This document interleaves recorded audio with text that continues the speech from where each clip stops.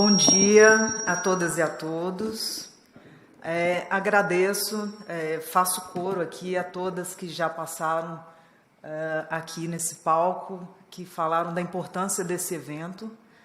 Agradeço às organizadoras, né, na pessoa da Nereia, da Noemi e da Dani. Acho que é extremamente importante esse momento e que se repita, que tenhamos Compol Mulher 1, 2, 3 e assim por diante. Agradeço às minhas colegas, né, pela palavra delas, que é extremamente importante também. Trouxeram temas, né, de bastante relevância. E eu acho que a minha fala aqui vem para completar um pouco do que elas falaram, né, vem um pouco nessa sequência. E eu trouxe um tema um pouco complicado, assim, um pouco espinhoso e às vezes até controverso. Pessoas acreditam, outras não. Quase que, hoje em dia, eu acho que é até quase que uma religião. Mas eu trouxe uma abordagem um pouquinho diferente, tentar explicar bem breve, porque algumas pessoas conhecem bastante sobre pesquisa e outras não. Então, eu tentei chamar isso de uma abordagem multimodal e eu vou dizer o motivo disso. Pode passar, por gentileza. Eu sou jornalista e doutora em Ciência Política pela Universidade Federal de Minas Gerais e venho aqui representando o INCT-DSI, que é da Universidade Federal Fluminense, e sou diretora também de comunicação da Associação Brasileira de Pesquisadores Eleitorais, a ABRAPEL, associação a qual eu convido vocês a fazerem parte também. Qualquer pessoa, né, que tenha interesse pode fazer parte, especialmente nesse ano eleitoral. Eu acho que é uma excelente oportunidade. Mais à frente, eu vou deixar os contatos para que vocês acessem, sobretudo o site da ABRAPEL. Pode passar, por gentileza. Eu acho que assim, a gente reforçar, né, a importância das pesquisas, quase que chover no molhado, mas eu acho que é sempre bom, né, dizer o tanto que as pesquisas de opinião são relevantes, não só na perspectiva política. Eu acho que as pesquisas são relevantes para quem trabalha no mercado, para quem vai lançar um produto, vai lançar uma marca, quer reforçar uma marca, quer fazer um rebranding, enfim. Eu acho que as pesquisas são um bom norteador para a gente em diversas situações. No nosso caso aqui estamos falando de política, né? Então, eu acho que as pesquisas, elas, né, vêm desempenhar aí um papel fundamental para a gente compreender as preferências e a tendência, né, as tendências dos eleitores.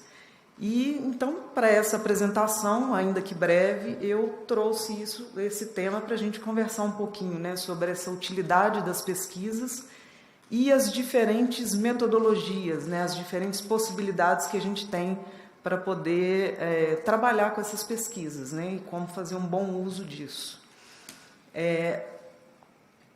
Então, o que as pesquisas vão permitir para a gente? A grossíssimo modo, né, bastante superficial essa parte, mas que é sempre importante a gente reforçar. As pesquisas vão permitir a gente compreender a opinião pública. É a única forma de compreender a opinião pública? Não. Mas é uma importante maneira de compreender a opinião pública. Conhecer os públicos, né? Porque assim, é um pouco errado a gente falar o público, então é melhor a gente falar os públicos, né? Então, conhecer os públicos. E, por isso, né, a gente consegue também entender o perfil desses nossos públicos. A partir disso também é possível a gente orientar a nossa estratégia, que a partir do momento que a gente conhece os nossos públicos, conhece esse perfil, conhece os interesses, a gente pode orientar melhor as nossas estratégias, orientar o nosso posicionamento e orientar os nossos discursos. O discurso aqui tá como esse termo discurso, mas isso a gente entende que é muito maior do que somente um discurso, né? Aqui a palavra discurso, a gente tem que assumir ela como um sentido muito mais amplo. Permite a gente fazer um gerenciamento dessa imagem, né? Seja de um partido, seja do próprio agente político, ser desde o diagnóstico, uma coisa um pouco mais pontual, ou mesmo um acompanhamento sistemático. Então, a pesquisa vai nos auxiliar nesse processo. E, por fim, também nos auxilia numa gestão de crise. Se você tem um acompanhamento, se você faz um acompanhamento, quando você precisa fazer uma gestão de crise, você já tem toda essa munição, né? Todos esses dados, todas essas informações que vão te ajudar bastante a fazer uma gestão de crise. Isso, obrigada. De modo um pouco mais prático, né, nós podemos pensar as pesquisas sobre 3 abordagens ou 3 perspectivas. A última eu vou explicar o porquê que ela está ali. A primeira, né, eu acho que é a mais conhecida, né, por nós, que são os surveys, né, que são os questionários ali estruturados, né, que servem ali para coletar as informações, as opiniões, e a gente trata esses dados de modo quantitativo, que é essa pesquisa que a gente está cansado de ver, né? Essa é a pesquisa do IPEC, do Datafolha, da Quest, do IPESP, enfim. As tão criticadas, né? Ultimamente, tão criticadas pesquisas, mas tão importantes.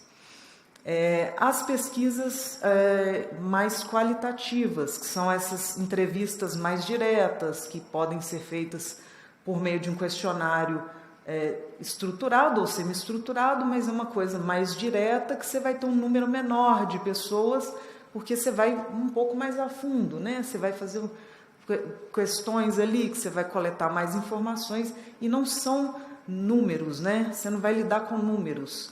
É um tipo de dado diferente. Você não vai ter uma abordagem quantitativa, você vai ter uma abordagem mais qualitativa. E junto a esse tipo de entrevista, você tem um grupo focal, que é muito útil. Fazer grupo focal é uma coisa muito útil, um pouco mais barata do que, uma metodologia um pouco mais barata do que o survey, e extremamente útil, né? E, por fim, eu coloquei os dados de mídias sociais. Por que eu coloquei esse tratamento, né, essa coleta de dados de mídias sociais e o tratamento desses dados junto, né, com esse tipo de metodologia? Porque hoje em dia a gente lida muito com mídias sociais e a gente tem esse costume de, eu quero...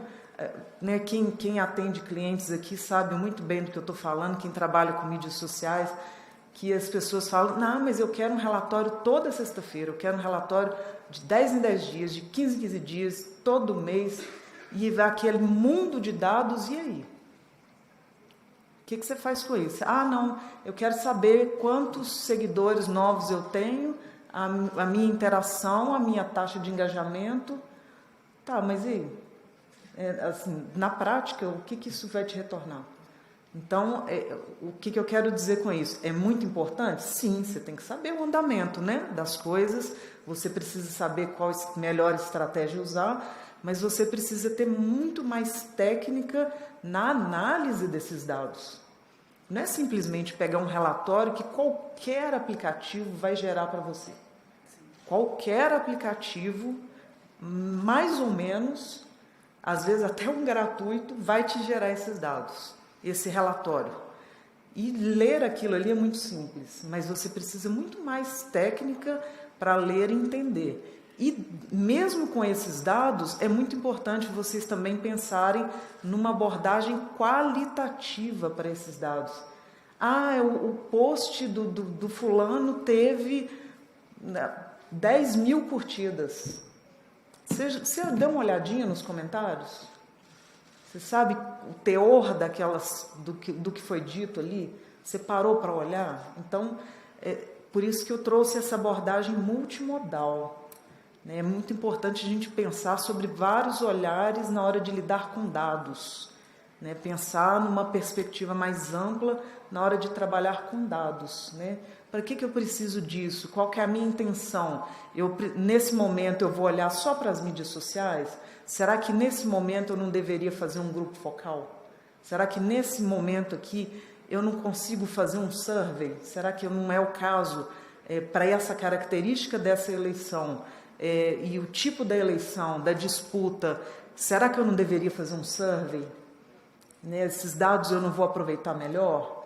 Então, é pensar numa perspectiva multimodal e sempre pensar com técnica, né? Como eu vou analisar esses dados? Eu recebi os dados, como é que eu vou olhar para esses dados, né? É sempre pensar o que você pode extrair deles, né? E não só em volume de dados. Pode passar, por favor.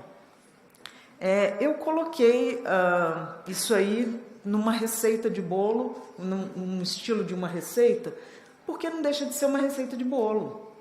É uma receita. Né? O que você vai fazer? Né? Qual que é a utilização do resultado das pesquisas?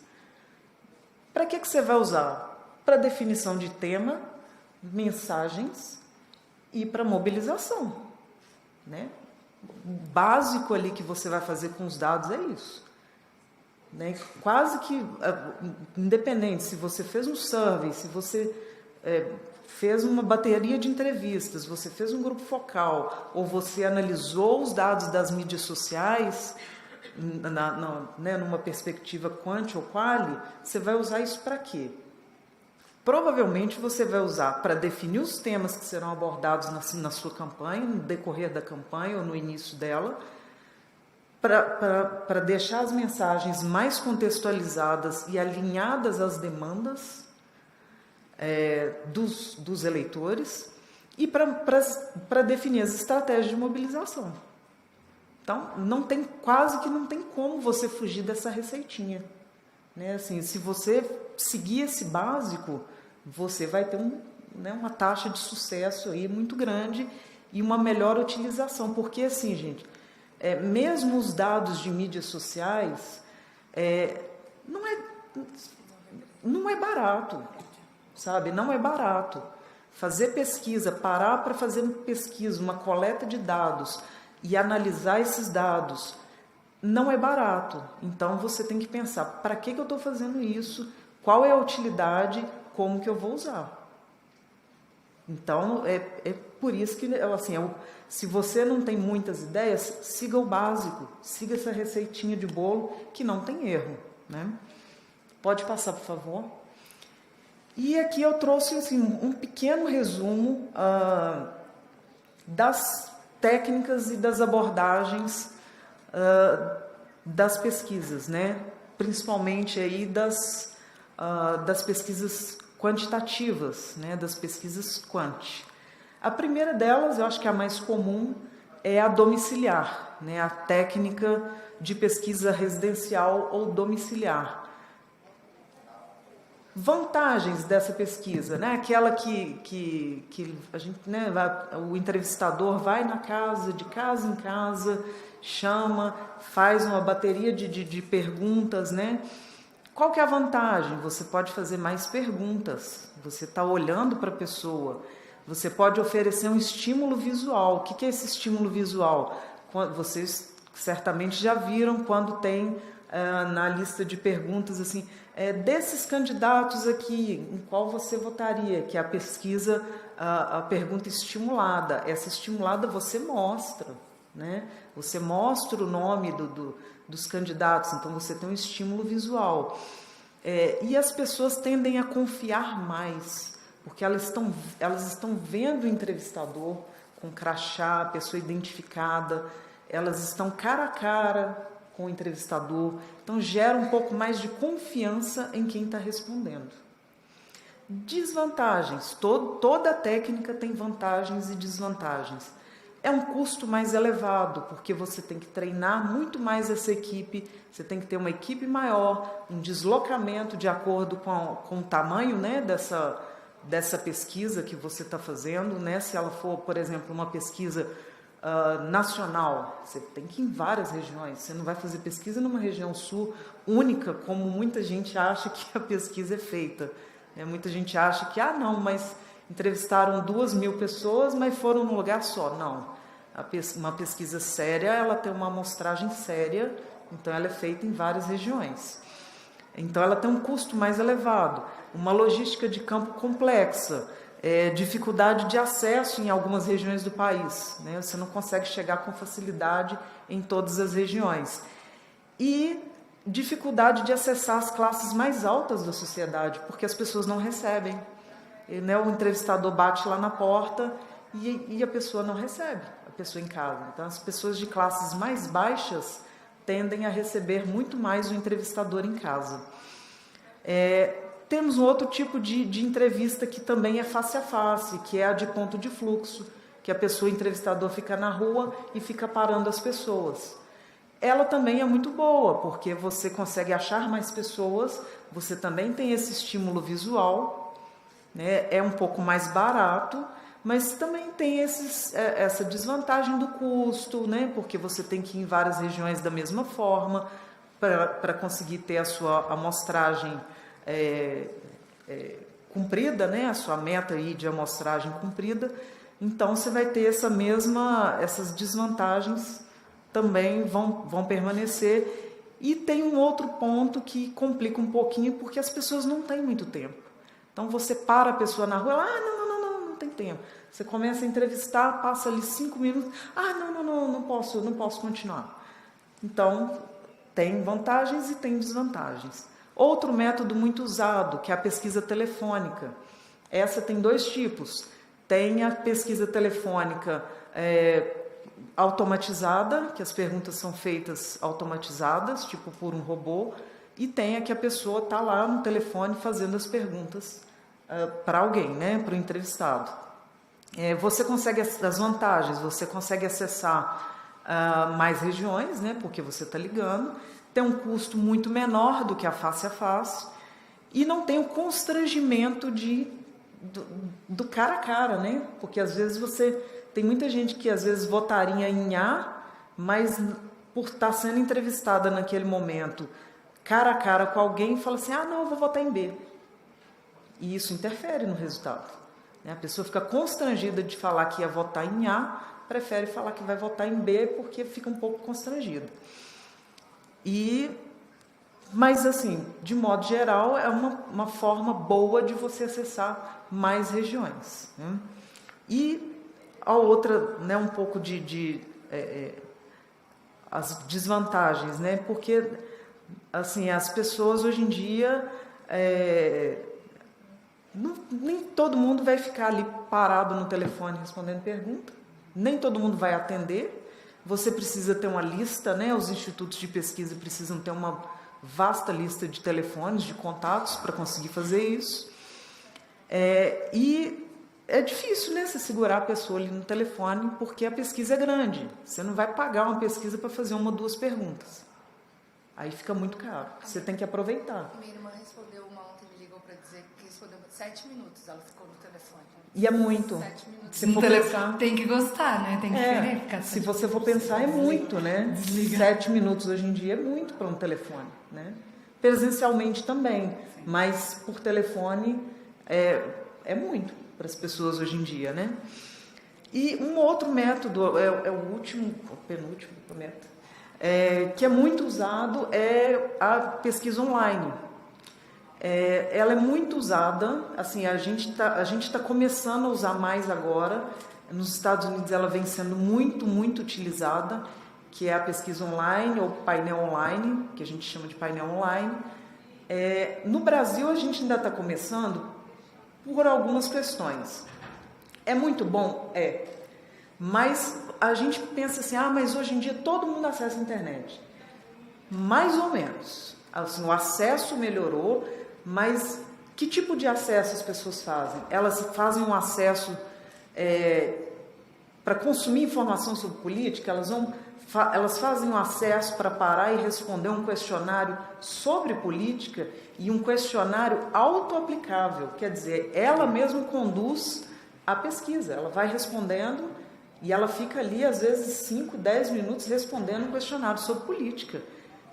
Não é o acesso que a gente está acostumado a fazer, é um acesso de entretenimento, né? Um acesso sobre esporte, sobre Big Brother, não é um acesso relacionado à política, né? O consumo de informações sobre política aumentou, mas não o suficiente, né, para a gente ter essa pesquisa tão utilizada ainda. Mas já caminhamos muito em relação a isso. Em 2019, eu fiz uma pesquisa com um grupo de colegas para o WhatsApp e fizemos ela com uma rodada, boa parte dela foi feita em painel online, mas nós precisamos fazer um complemento dela online. Na época ela foi feita pelo Ibope, na época ainda era o Ibope, mas não foi possível fazer ela completamente online, porque as pessoas não tem jeito, você não consegue, né? No Brasil, tudo bem que foi 2019, mas ainda assim hoje você não consegue fazer ela plenamente, atendendo a um grande número de pessoas, que a gente chama de N, né? Com um N grande para pesquisa, você não faz ela inteiramente online. É muito difícil, a não ser que seja um questionário bem pequeno, mas é um método muito útil.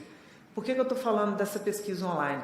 Para pedir para vocês não perderem tempo fazendo enquete. Por favor. Sabe aonde que leva enquete? A lugar nenhum. Nenhum. Adoro responder enquete. Adoro. Mas enquete, né?